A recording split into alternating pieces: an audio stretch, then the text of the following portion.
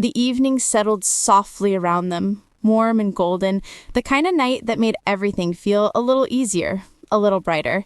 He walked in with that relaxed confidence he carried without trying, and she greeted him with that spark in her eyes, half mischief, half tenderness. "Today was great," he said, settling beside her with a smile he couldn't hide. "I had such a good day with the boys, one of the best in a long time." She grinned, leaning back as if she'd been waiting to hear that all day. "I'm glad they came out to meet me. That meant a lot." "It meant a lot to them too," he replied, shaking his head with a proud, playful smirk. "They thought the world of you. They kept asking, 'How did you manage that, Dad? I guess I still have a little charm left.'" She laughed, that warm, effortless laugh that always made him feel lighter.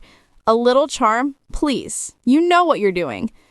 He raised his glass toward hers. Cheers to that. Their glasses clinked gently, the sound crisp and soft, carrying a quiet promise neither of them had fully put into words yet. A moment later, he cleared his throat.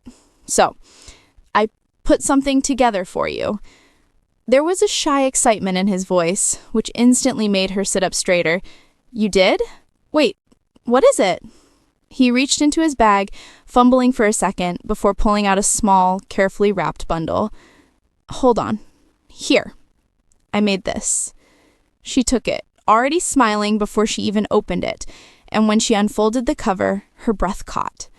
It was a collage, photos, little notes, memories captured in tiny snapshots, their journey so far, the late-night laughter, the moments of unexpected chemistry, the playful banter, the quiet glances that lasted longer than they should have.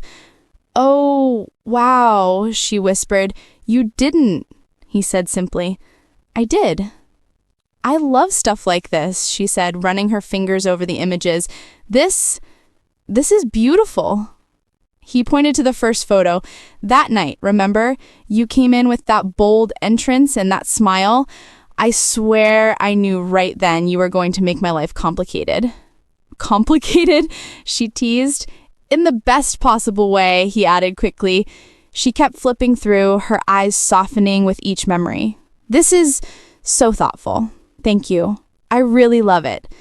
"It's yours," he said. "All of it. For the future, wherever it goes. We get to make it what we want." She looked up at him, and there was something new in her expression, something vulnerable, something real. "That means a lot. Truly." He smiled. "It's been fun getting to know you. A surprise, honestly. A good one." "Oh, trust me, it was a surprise for me too," she said with a half laugh. "I had my guard up, like really up. I was irritated at you before I even met you." He laughed, raising a brow. "I know, you told me, more than once. But I'm happy I stuck around. Really happy." "So am I," he said.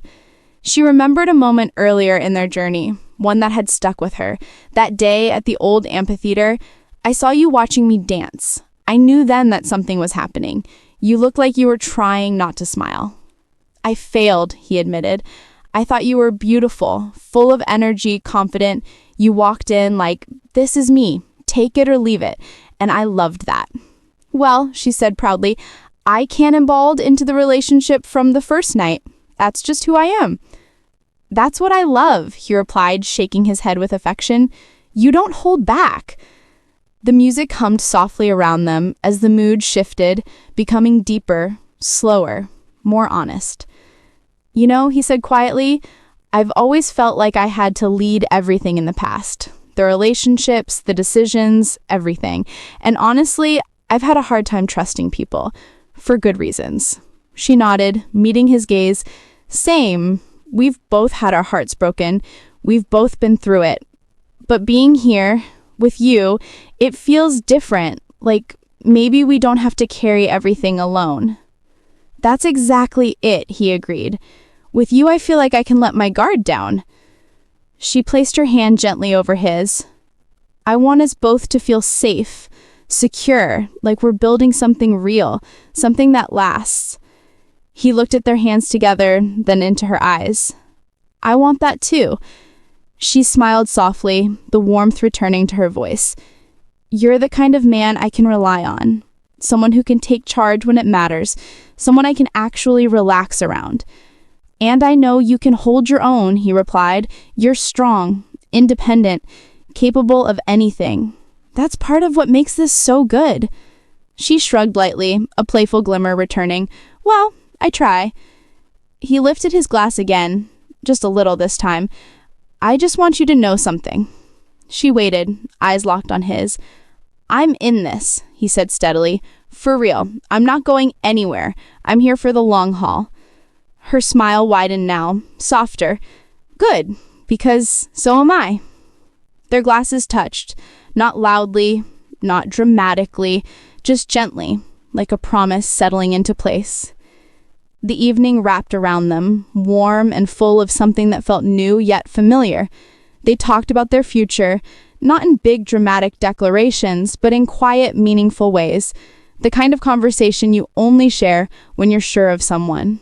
When the fear is still there, but the hope is louder. He teased each other about little things, how she always talks with her hands, how he pretends he doesn't like compliments, but secretly loves everyone.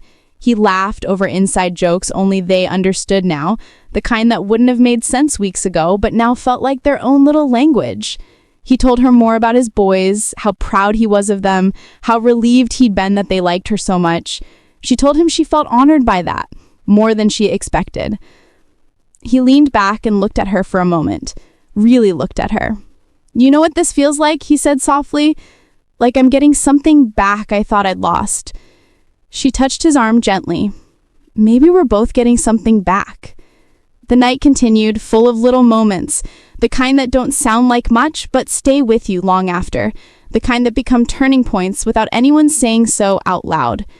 He pulled her in for a hug at one point, holding her just a second longer than necessary. She didn't let go right away either. Hours felt like minutes, laughter blended with honesty, comfort blended with excitement, and the future didn't feel scary, just wide open. When they finally stood, preparing to end the night, he reached out and tucked a strand of hair behind her ear. "Thank you," he said softly, "for today, for being you, for not giving up before we even started." She laughed lightly. "I almost did, remember?" "Yeah," he replied, "but you didn't, and I'm really glad." "So am I."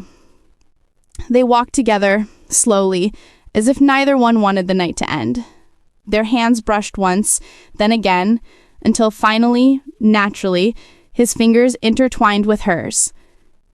No big speeches, no dramatic declarations, just two people choosing each other, step by step.